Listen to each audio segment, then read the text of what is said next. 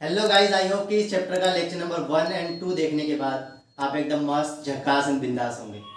और मैं उम्मीद करता हूँ कि आप सभी ने इस चैप्टर के प्रीवियस लेक्चर देख लिए होंगे। अगर नहीं देखे तो ज़रूर देखें, बहुत ज़्यादा इंटरेस्टिंग है, मज़ा आने वाला है। और मज़ा आना भी चाहिए क्योंकि इतना ईजिली जेनेटिक्स को बताया जा रहा है। उसी आसानी के साथ और उसी इंटरेस्ट के साथ हम चलते हैं अपने नेक्स्ट लेक्चर की तरफ, लेक्चर नंबर 3। चलो स्टार्ट करते हैं। हमारा फर्स्ट टॉपिक है आज का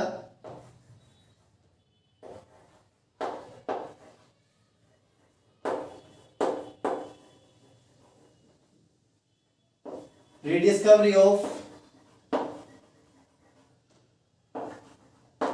Mendel's law.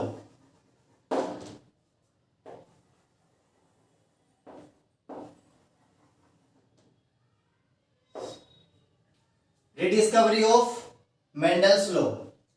Rediscovery of Mendel's law में जो मेंडल ने एक्सपेरिमेंट किए थे, लेक्चर नंबर 2 में मैंने सारा बताया, अच्छे से डिफाइन किया है, देख लेना लेक्चर को।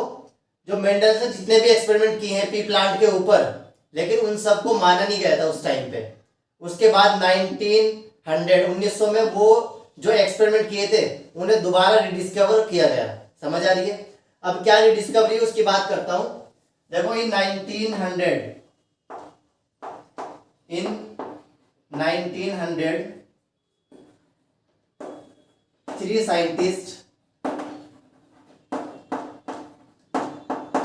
साइंटिस्ट, कौन कौन से साइंटिस्ट थे?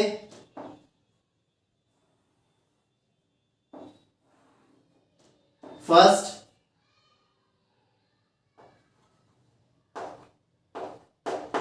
डेवरिस, second Correns, third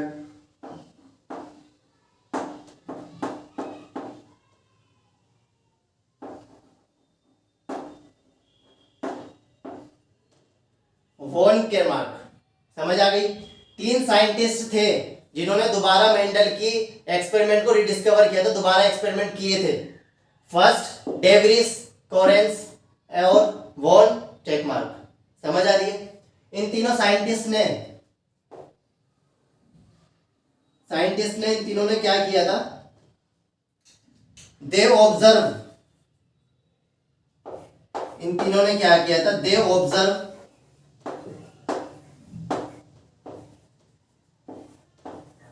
cell division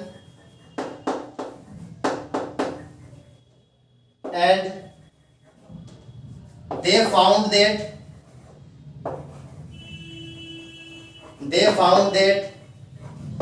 something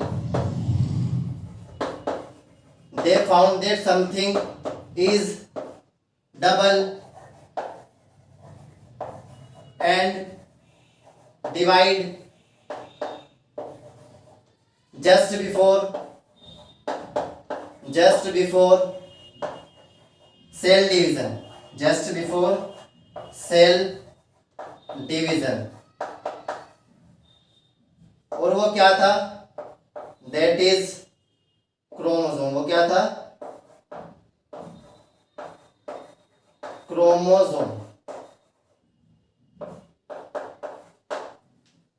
इन तीनों साइंटिस्ट ने क्या किया? इन तीनों साइंटिस्ट ने सेल को ऑब्जर्व किया और उसमें देखा उसके न्यूक्लियस के अंदर कोई ना कोई चीज तो है। उस टाइम पे नाम नहीं रखा था ना, तो इनका कहना था कि something is divide just before cell division, यानी कि सेल के न्यूक्लियस के अंदर कोई ऐसी चीज है जो डबल है और सेल के डिवीजन होने से पहले, सेल के डिवाइड होने से पहले डिवाइड हो रही है। उसे बाद में क्या नाम दिया गया? क्रोमोसोम। क्या नाम दिया गया? क्रोमोसोम। इन तीनों साइंटिस्ट ने किया था।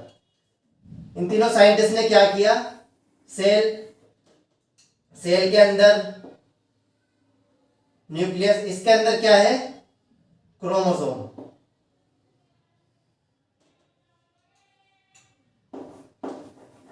ये सेल है, न्यूक्लियस, और ये क्या है? क्रोमोसोम। उस टाइम पे नाम नहीं रखा था। इनका कहना था कि something is divide just before cell division, यानी कि सेल के डिवाइड होने से पहले न्यूक्लियस के अंदर एक ऐसी और चीज है जो डबल है और डिवाइड, सेल के डिवाइड होने से पहले डिवाइड हो रही है। तो इसमें क्या होता है, 11th क्लास में पढ़ा था ना, प्रोफेज, मेटाफेज, एनाफेज, टीलोफेज, समझ आ रही है। उसके अंदर किसका डिवीजन हो रहा था, किसका डिवीजन हो रहा था उसके अंदर, क्रोमोसोम का, समझ आ रही है। देखो इसमें आगे क्या होगा, सपोज सेल डिवाइड हो रही है, लेकिन इसके साथ साथ क्या होता है, इससे पहले न्यूक्लियस डिवाइड होता है ना,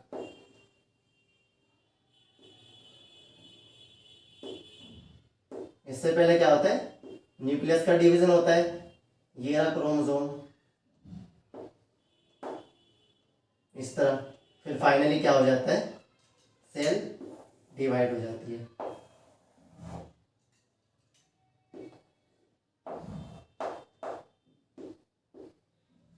तो सेल न्यूक्लियस के डिवीजन को क्या कहते हैं,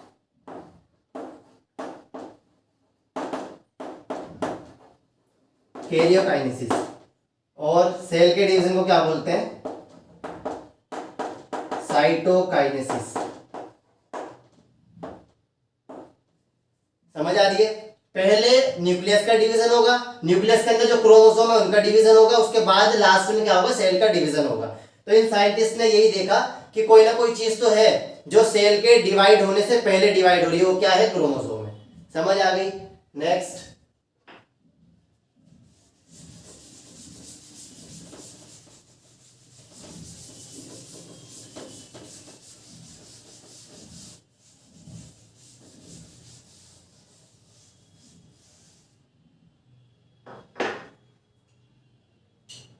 नेक्स्ट आता है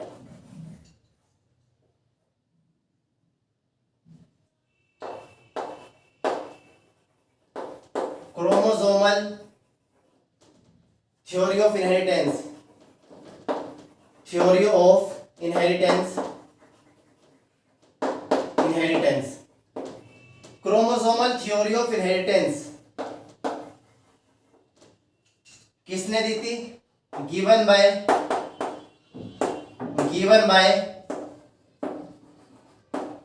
सटन, एक साइंटिस्ट है सटन, उसने क्या दी थी, क्रोमोसोमल थ्योरी ऑफ इनहेरिटेंस दी थी, समझ आ रही है। इससे पहले मैं एक बात बताना चाहूंगा, इससे पहले देखो behaviour of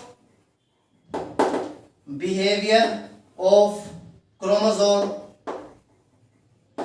behaviour of chromosome किसके पैरेलल होता है, behaviour of genes, behaviour of chromosome was parallel to the behaviour of gene. और ये किसने बोला था, ये statement given by, statement was given by, किसने दिया था ये स्टेटमेंट, दो साइंटिस्ट ने, एक का नाम है वोल्टर सटन, दूसरा थियोडर बोवेरी, समझ आ रही है। क्रोमोसोमल थ्योरी ऑफ इनहेरिटेंस किसने दी थी, सटन ने, और behaviour of chromosome was parallel to the behaviour of gene. इनका कहना था कि जो क्रोमोसोम का बिहेवियर होता है ना, वो जीन के बिहेवियर के बराबर होता है, क्रोमोसोम का बिहेवियर जीन का बिहेवियर बिल्कुल सिमिलर होता है, यानी क्रोमोसोम भी सेल से पहले डिवाइड होंगे और जीन्स भी सेल से पहले डिवाइड होंगे, समझ आ रही है। किसने दिए थे ये statement, Walter Sutton and Theodor Boveri, ठीक है। यहां पे टेबल की फॉर्म में मैं बता देता हूं,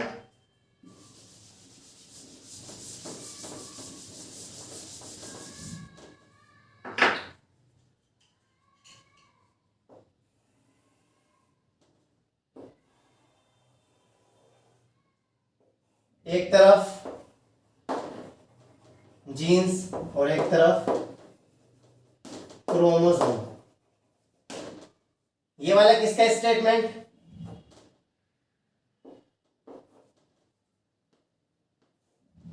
ये वाला स्टेटमेंट किसका था, किसने दिया था, ये सटन एंड बोवेरी ने।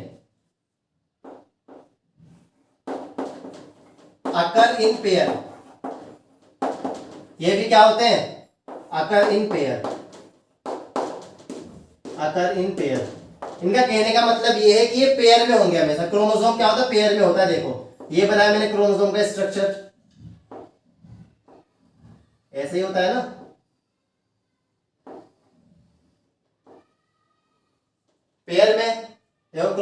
पेयर में, एक ये रहा है और एक ये रहा, पेयर में होते, ये मैंने यहाँ पे लिखा है, ये क्रोमोसोम पेयर में होते हैं। और यहाँ पे मैंने लिखा है क्या, जीन्स, जीन्स भी पेयर में होते हैं।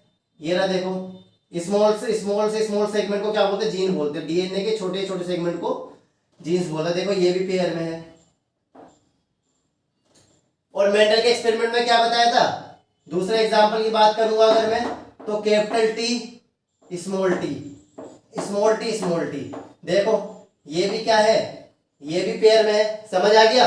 दूसरा स्टेटमेंट, दूसरा क्या बोला था, follow law of segregation, follow law of segregation, follow law of segregation. इसके अंदर भी क्या आएगा, ये भी सेम आ जाएगा, फॉलो लॉ ऑफ सेग्रीगेशन। ये भी सेग्रीगेशन को फॉलो करते हैं। सेग्रीगेशन को फॉलो करने का मतलब है यानी कि जब गैमेट का फॉर्मेशन होगी, गैमेट की फॉर्मेशन होगी, उस टाइम पे नहीं डिवाइड होना पड़ेगा। जो मैंने बताया था एग्जांपल के लिए, देखो सपोज मैंने बताया था ना पहले लेक्चर नंबर 1 में, कैपिटल टी स्मॉल टी। अब ये गैमेट के टाइम पे क्या होता है, डिवाइड हो जाते हैं, कैपिटल टी अलग हो जाएगा, स्मॉल टी अलग हो जाएगा। इसी तरह से ये डीएनए, ये भी डिवाइड हो जाएगा जब गैमेट की फॉर्मेशन होगी। देखो सिंगल, यहाँ पे भी क्या होगा, क्रोमोसोम डिवाइड हो जाएगा। एग्जांपल के लिए ये क्रोमोसोम है,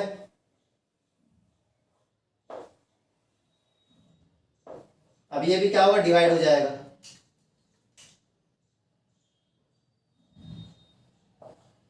ये भी इस तरह से क्या होगा, डिवाइड हो जाएगा। समझ आ रही है। तो इसी को बोलते हैं लॉ ऑफ सेग्रीगेशन। गैमेट के टाइम पे दोनों डिवाइड हो जाएंगे। समझ आ रही है। तो क्रोमोसोम का बिहेवियर और जीन का बिहेवियर क्या होता है, सिमिलर होता है। देखो ये भी पेयर में है। दूसरा लॉ ऑफ सेग्रीगेशन को फॉलो करते हैं। समझ आ गया, यानी कि गैमेट के टाइम पे डिवाइड हो जाएंगे। समझ आ गया इतना। और जो थर्ड स्टेटमेंट बताया था मैंने डाइहाइब्रिड क्रॉस के लिए, लॉ ऑफ इंडिपेंडेंट असॉर्टमेंट, उसको भी फॉलो करते हैं दोनों। लॉ ऑफ इंडिपेंडेंट असॉर्टमेंट को ये भी फॉलो करता है, लॉ ऑफ इंडिपेंडेंट असॉर्टमेंट को ये भी फॉलो करता है। अब होता क्या है लेक्चर नंबर 2 में देख लेना जाकर। Next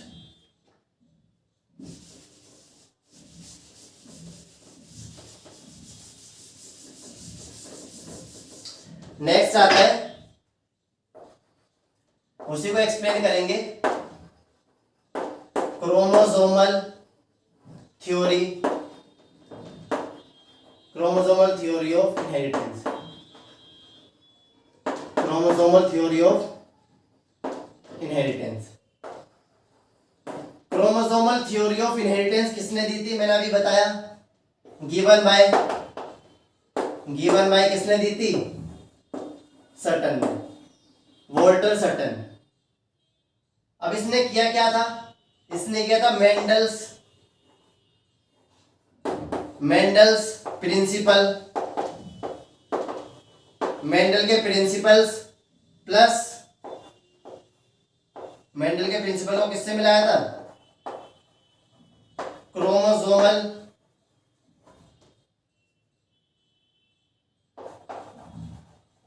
theory knowledge. इन दोनों को मिला के इसने क्या दिया था,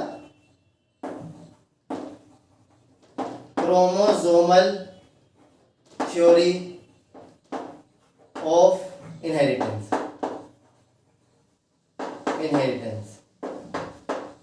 देखो क्रोमोसोमल थ्योरी ऑफ इनहेरिटेंस किसने दी है, वोल्टर सटन ने। और behaviour of chromosome was parallel to the behaviour of gene. Gene और क्रोमोसोम का बिहेवियर सिमिलर होता है, किसने बताया था, वोल्टर सटन, और एक और इसका फ्रेंड था थियोडर बोवेरी, इन दोनों ने बताया था। लेकिन ये क्रोमोसोमल थ्योरी ऑफ इनहेरिटेंस किसने दी थी, वोल्टर सटन ने। इसने क्या किया, इसने कुछ नहीं किया, जो मेंडल्स के प्रिंसिपल थे, law of dominant, law of segregation, law of independent assortment, ये मेंडल्स के प्रिंसिपल थे। इन सब के सब प्रिंसिपल को क्रोमोसोम की फॉर्म में कन्वर्ट करके एक और अलग से थ्योरी दे दी, जिसे बोलते हैं क्रोमोसोमल थ्योरी ऑफ इनहेरिटेंस। लिखा है ना मैंने यहाँ पर, मेंडल्स के प्रिंसिपल को और क्रोमोसोम की थ्योरी को, जो उसकी नॉलेज थी क्रोमोसोम के बारे में, इन दोनों को कंबाइन करके एक और थ्योरी दे दी।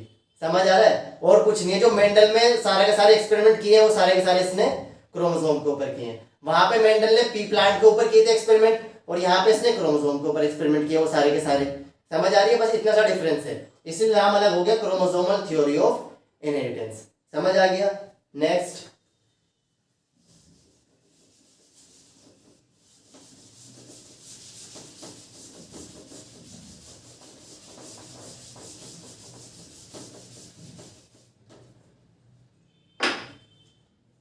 इसके बाद नेक्स्ट आता है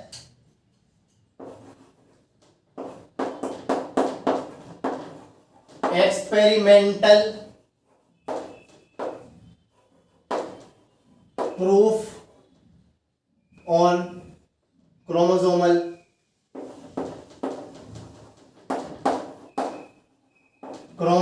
theory of inheritance.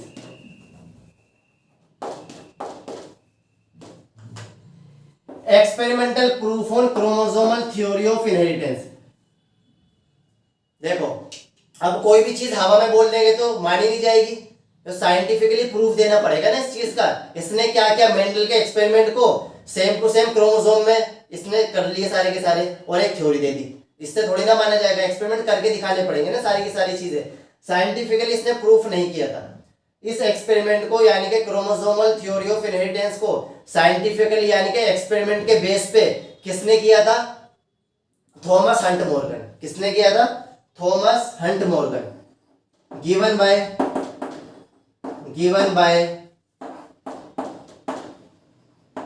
Thomas Hunt Morgan. Thomas Hunt Morgan ने एक्सपेरिमेंट किया था chromosomal theory of inheritance. Chromosomal theory of inheritance के ऊपर एक्सपेरिमेंटल प्रूफ किसने दिया था? एक्सपेरिमेंट करके किसने दिखाया था? थॉमस हंट मॉर्गन ने। अब इसने क्या किया? इसने किसके ऊपर वर्क किया था? इसने किया था वर्क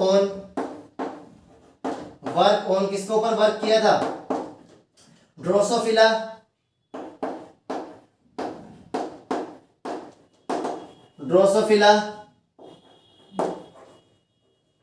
मेलेनोगैस्टर।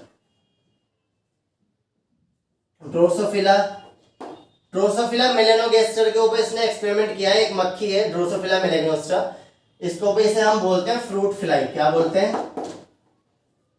Fruit fly. इसे फ्रूट फ्लाई बोलते हैं। साइंटिफिक नेम है ड्रोसोफिला मेलेनोगैस्टर। इसे फ्रूट फ्लाई बोलते हैं। इसके ऊपर इसने एक्सपेरिमेंट किया था, क्या करने के लिए?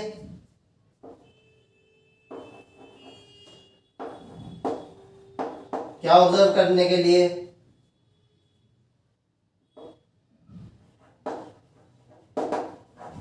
Variation occur due to sexual reproduction.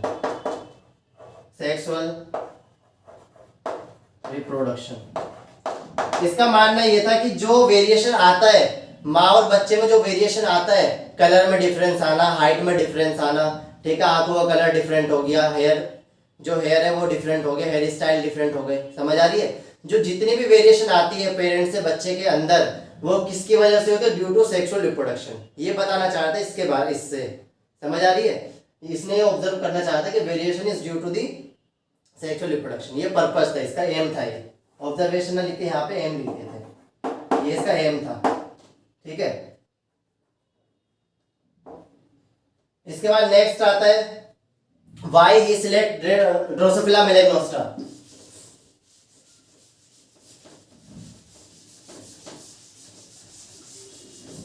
इसके बाद नेक्स्ट आता है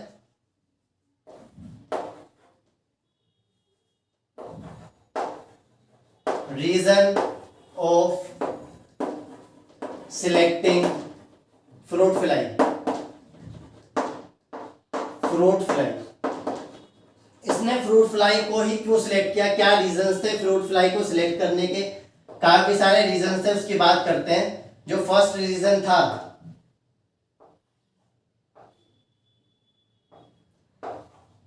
सिंगल मीटिंग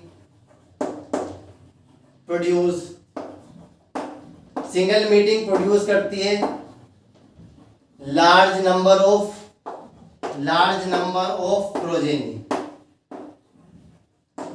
सेकेंड रीजन, जो लाइफ साइकिल होती है, लाइफ साइकिल क्या होती है, शॉर्ट होती है इसकी।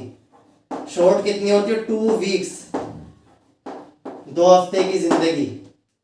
इसके बाद third, sex easily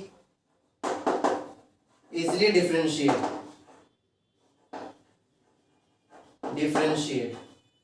sex easily differentiate का मतलब होता है मेल और फीमेल को आसानी से पता लगाया जा सकता है, क्योंकि जो फीमेल होती है वो होती है लार्ज और ये स्मॉल। क्या क्या रीजंस थे, यहां से मैं दोबारा बता देता हूं। क्रोमोसोमल थ्योरी ऑफ इनहेरिटेंस को एक्सपेरिमेंटली किसने बताया, थॉमस हंट मोरगन ने। किसके ऊपर वर्क किया था, ड्रोसोफिला मेलेग्नोस्टा, जिसे हम बोलते हैं फ्रूट फ्लाई। इसका एम क्या था, पर्पस क्या था एक्सपेरिमेंट करने का। इसका कहना यह था कि variation occur due to the sexual reproduction. जो वेरिएशन आती है मां से बच्चों में, जो डिफरेंस आता है वो किसकी वजह से आता है, सेक्सुअल रिप्रोडक्शन की वजह से। अब इसने ड्रोसोफिला मेलेग्नोस्टा को ही क्यों लिया, क्या रीजंस थे। पहला रीजन था single mating produce large progeny. जो सिंगल मीटिंग होती है ना, उसमें बहुत सारे बच्चे पैदा हो जाते हैं, ठीक है। दूसरा लाइफ साइकिल शॉर्ट होती है।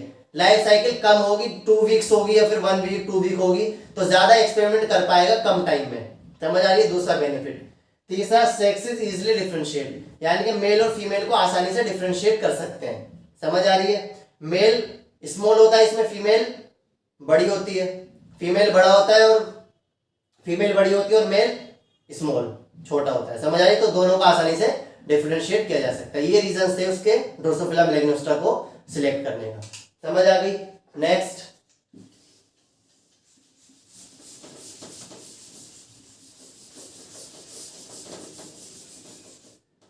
आता है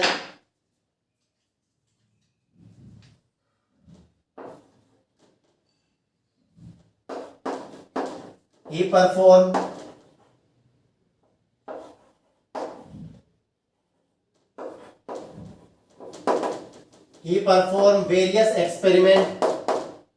various dihybrid experiment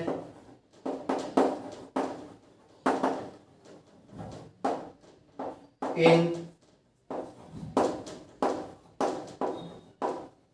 Drosophila to study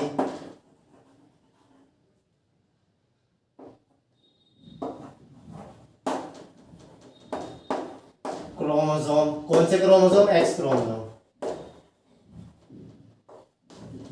to study chromosome, X chromosome यानी कि सेक्स क्रोमोसोम। एक्स क्रोमोसोम को क्या होता है, सेक्स क्रोमोसोम ही बोलते हैं। इसकी स्टडी करने के लिए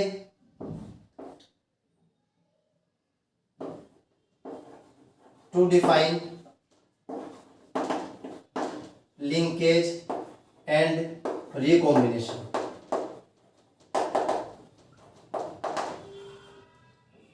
देखो, थॉमस हंट मॉर्गन ने ये सब चीजें करने के बाद इसने बहुत सारे एक्सपेरिमेंट किए। ड्रोसोफिला को सिलेक्ट किया, तो एक्सपेरिमेंट के लिए क्या होगा ना, ड्रोसोफिला को सिलेक्ट किया। कौन कौन से एक्सपेरिमेंट किए, ही परफॉर्म वेरियस डाइहाइब्रिड क्रॉस। इसने बहुत सारे क्रॉस कराए थे, मोनोहाइब्रिड क्रॉस, डाइहाइब्रिड क्रॉस, यानी कि F1 F2 जनरेशन। इसने बहुत सारे क्रॉस कराए। बहुत सारे क्रॉस कराने के बाद क्यों कराए थे, इसका क्या कहना था, क्या पर्पज है इसका, कि जो वेरिएशन आता है वो सेक्सुअल रिप्रोडक्शन की वजह से आता है। तो किसके ऊपर फोकस करेगा, सेक्स क्रोमोसोम के ऊपर, एक्स क्रोमोसोम के ऊपर। तो जो इसने एक्सपेरिमेंट कराए मेल और फीमेल के बीच में, जो क्रॉस कराया, जो कोपुलेशन कराया, उससे जो बच्चे पैदा हुए, ठीक है, उसके ऊपर एक्सपेरिमेंट कर रहा है सारे के सारे। क्या डिफाइन करने के लिए, लिंकेज और रिकॉम्बिनेशन को डिफाइन करने के लिए। अब देखो लिंकेज क्या होता है और रिकॉम्बिनेशन, दो वर्ड आ गए यहां पर। लिंकेज का मतलब होता है, लिंकेज का मतलब होता है एसोसिएशन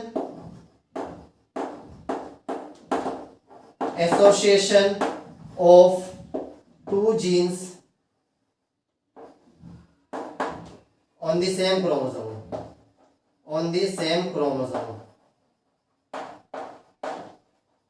और रिकॉम्बिनेशन को मैं सीधा सीधा बोलूं तो इसे हम लिख सकते हैं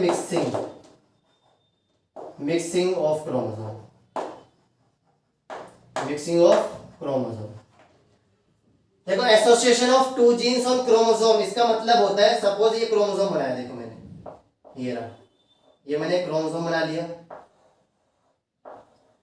अब इसको मैंने क्या बोला, जीन्स, एक ये जीन है और एक ये जीन है, ठीक है, दो जीन मैंने एक ऊपर रख दिए, क्या है, जीन्स, और ये क्या है, क्रोमोसोम।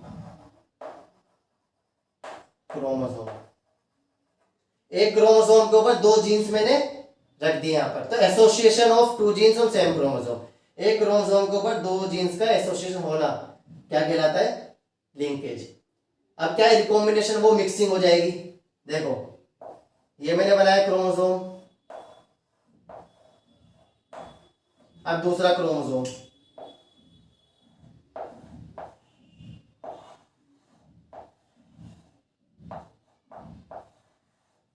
देखो यहां पे हो रही है ना मिक्सिंग, ये रहा, यहां पे क्या हो रहा है, रिकॉम्बिनेशन। समझ आ गया, समझ आ गया इतना। नेक्स्ट,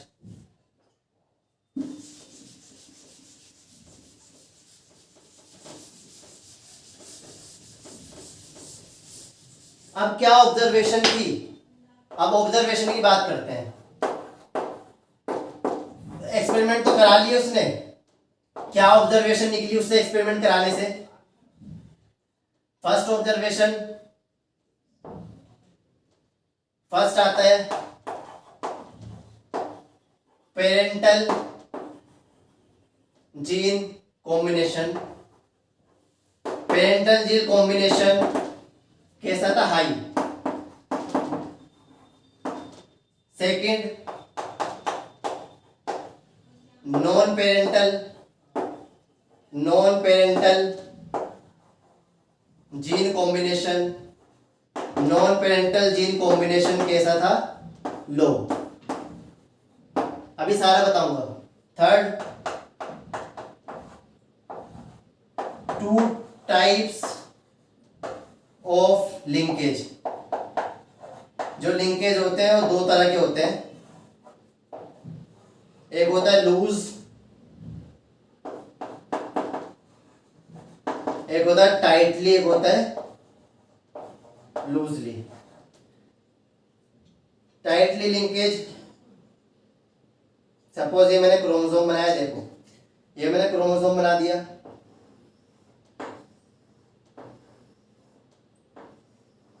एक ही रहा क्रोमोसोम। अब इसको मैंने क्या किया, टाइटली लिंक का मतलब होता है पास पास है, इसको पे जो जीन्स है ना वो क्या है, पास पास है, और यहाँ पे जीन्स क्या है, काफी ज्यादा दूर है, ठीक है। इसे मैं पूरे के पूरे डायग्राम से बताऊंगा, यहाँ पे जो एनसीईआरटी के अंदर दे रखा है। सबसे पहले देखो, थॉमस एंड मॉर्गन ने बहुत सारे एक्सपेरिमेंट किए, किसके ऊपर वर्क किया, ड्रोसोफिला मेलेग्नोस्ट्रा के ऊपर, जिसे फ्रूट फ्लाई बोलते हैं।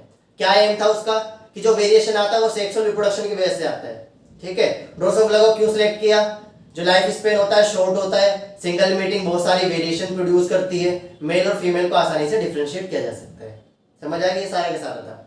उसके बाद उसने एक्सपेरिमेंट किया ड्रोसोफिला मेलेग्नोस्ट्रा के ऊपर, बहुत सारे डाई हाइब्रिड क्रॉस कराए, मीटिंग कराई मेल और फीमेल के अंदर, उससे बच्चे पैदा हुए।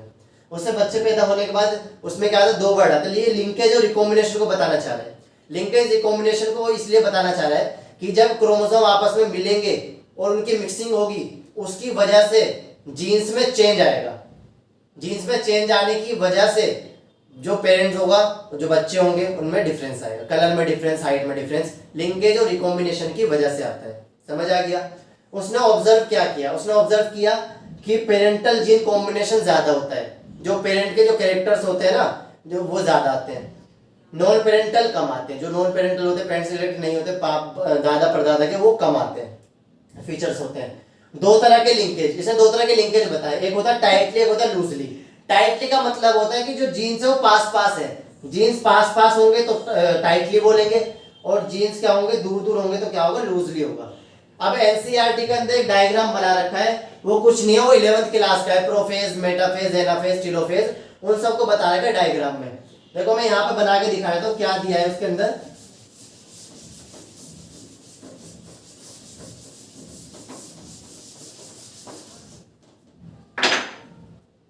तो डायग्राम बना रखा है वो।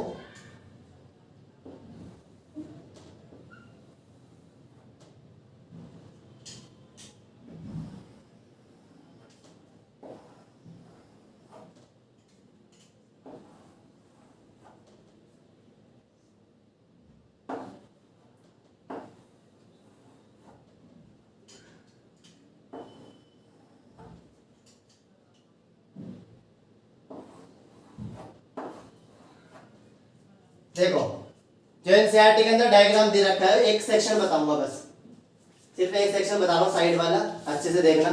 देखो जो एनसीईआरटी के अंदर ये वाला डायग्राम दे रखा है लिंकेज और रिकॉम्बिनेशन का, इसमें ये पेरेंटल है, ये F1 जनरेशन, सिर्फ ये वाला सेक्शन बता रहा हूँ। ये वाला क्या है, टाइटली लिंक्ड है और ये लूजली है। तो टाइटली वाला बता रहा हूँ, सामने देखना क्या है क्या नहीं है।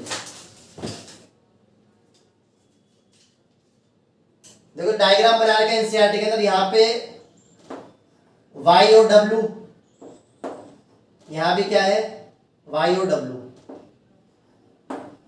यहां पे y प्लस w प्लस। अब देखो क्या होगा, एक्चुअल में जो ये डायग्राम बना रखा है एनसीईआरटी के अंदर, ये कैसा दिखता है, ये दिखेगा कुछ इस तरह का। देखो जो ये हमारे दोनों डायग्राम है ना, कैसे दिखेंगे, ये वाला डायग्राम है एक्चुअल में, एक्चुअल में ये क्या है, क्रोमोसोम है भाई। एक्चुअल में ये क्या है, दोनों के दोनों क्रोमोसोम। समझ आ रही है, ये वाला डायग्राम ये है और ये वाला डायग्राम ये है। ये मैं बना देता हूं यहां पर, ये क्या है y और ये w, ये क्या है y प्लस और ये w प्लस। समझ आ रही है। तो एक्चुअल में ये वाला डायग्राम ये है और ये वाला डायग्राम ये है। अब देखो इस वाले डायग्राम को देखना, जो प्रोफेज, मेटाफेज, एनाफेज, टेलोफेज जो फेज बताए थे, उसमें क्या होता है, ये दोनों स्प्लिट होते हैं, क्रोमोसोम उसमें टूटता है। देखो यहाँ पे क्रोमोसोम टूटेगा तो ये रहा स्प्लिट हो गया, दोनों अलग अलग हो गए। यहाँ पे भी क्या होगा, ये भी अलग हो जाएंगे।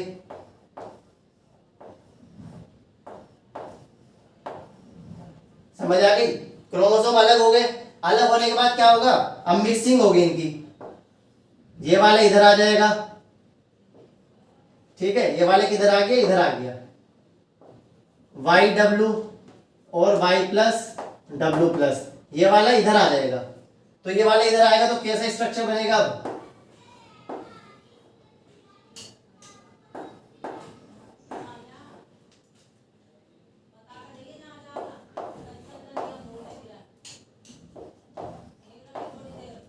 यहाँ पे क्या है YW और ये क्या आ जाएगा Y प्लस W प्लस।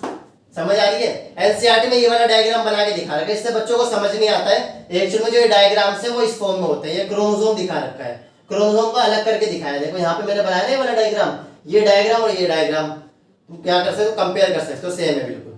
समझ आई। तो इस तरह से यहाँ पे एनसीईआरटी में डायग्राम बना दिया, ये YW और ये दिखा रखा है Y प्लस और W प्लस, क्योंकि इसमें क्या हो गई, मिक्सिंग हो गई, ये वाली इधर आ गया, इस फॉर्म में मिक्सिंग हो जाती है।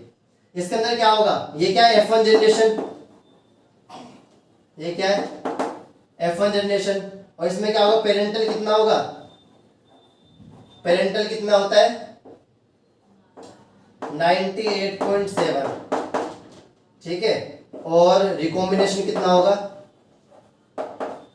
रिकॉम्बिनेशन यहाँ पे कितना होगा 1.3%। समझ आ रही है। अब देखो पेरेंटल का मतलब होता है जब ये टाइटली लिंक्ड होंगे, जो चीज टाइटली होगी उसे ब्रेक करना मुश्किल होगा ना, आसानी से ब्रेक नहीं होगा, मिक्स नहीं होगा, जब टूटेगा जब तो नया बनेगा। जब टाइटली लिंक्ड है वो टूट ही नहीं पाएगा, टूटेगा नहीं तो कुछ नया नहीं बन पाएगा। इसी तरह से जब वो टूटेगा नहीं तो पेरेंट के कैरेक्टर्स ज्यादा आएंगे ना, तो पेरेंटल कितना है 98.7 और रिकॉम्बिनेशन 1.3, बहुत कम क्वांटिटी में ब्रेक होगा और कम क्वांटिटी में मिक्सिंग होगी, तो वो क्या होगा, इसलिए 1.3%। और यहाँ पे डायग्राम बना रखा है, दूसरा डायग्राम बना रहा हूं, अभी ये वाला एक सेक्शन बना है, दूसरा वाला देखो,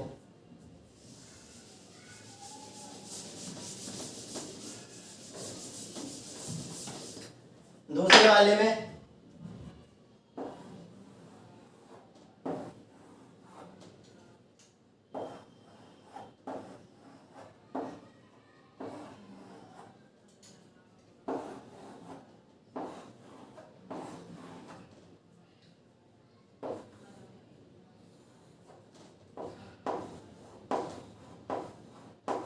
दूसरे वाले में वही, ये मैंने गलती से कर दी, मिटा दिया, बिल्कुल सेम वैसे हो जाता, कोई बात नहीं, बना देंगे।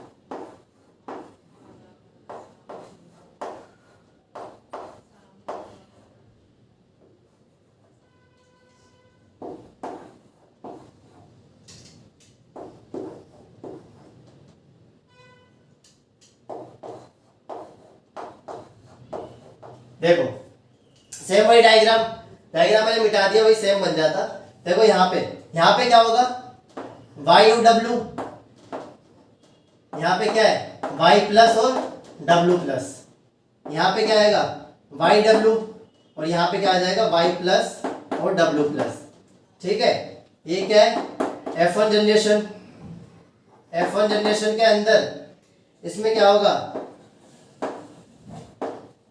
पेरेंटल कॉम्बिनेशन, और क्या होगा दूसरा आएगा रिकॉम्बिनेशन।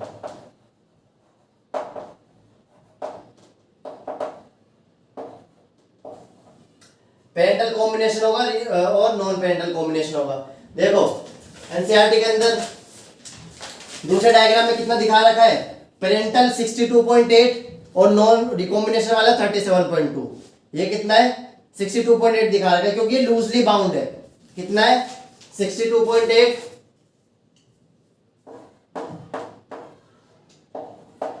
37.2%। अब देखो इसका मतलब क्या है, इससे पहले जो मैंने डायग्राम बनाया था वो था टाइटली लिंक्ड, और ये क्या है लूजली लिंक्ड। टाइटली लिंक्ड के अंदर तो क्या होता है मिक्सिंग नहीं हो पाती आसानी से, लेकिन लूजली लिंक्ड है, दूर दूर है, एक इधर की तरफ है और एक इधर की तरफ है, तो आसानी से टूट जाएगा। समझ आ रही है?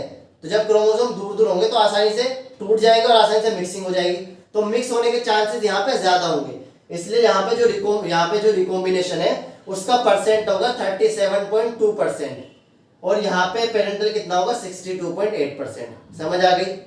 देखो यहाँ पे डायग्राम बना रखा है, बिल्कुल सेम यही डायग्राम है, इससे पहले मैंने बताया था। ये क्या है वाई डब्लू, और ये क्या है वाई प्लस डब्लू प्लस, ये क्या है वाई डब्लू, और ये क्या है वाई डब्लू, और ये वाई प्लस डब्लू प्लस। ठीक है, समझ आ गया? समझ आ गया इतना? बस ये सब चीजें इसमें दिखा रखी है। एक्चुअल में जो ये डायग्राम दिखा रखा है 11th क्लास का है, प्रोफेज, मेटाफेज, एनाफेज, टेलोफेज, जो सेल साइकिल सेल डिवीजन वाले 11th क्लास में है चैप्टर, उसे अच्छे से पढ़ना, बिल्कुल समझ में आ जाएगा और पढ़ने की जरूरत भी नहीं, क्योंकि इसके रिगार्डिंग इतना ज्यादा आएगा भी नहीं। जो टर्म्स मैंने बताई वो सारी की सारी अच्छे से समझना। आई होप कि आप सबको ये टॉपिक समझ आया होगा, मजा आया होगा। अच्छे से 1-2 बार देखना और ज्यादा समझ में आ जाएगा। ठीक है, मिलते हैं अपने नेक्स्ट लेक्चर में। All the best and God bless.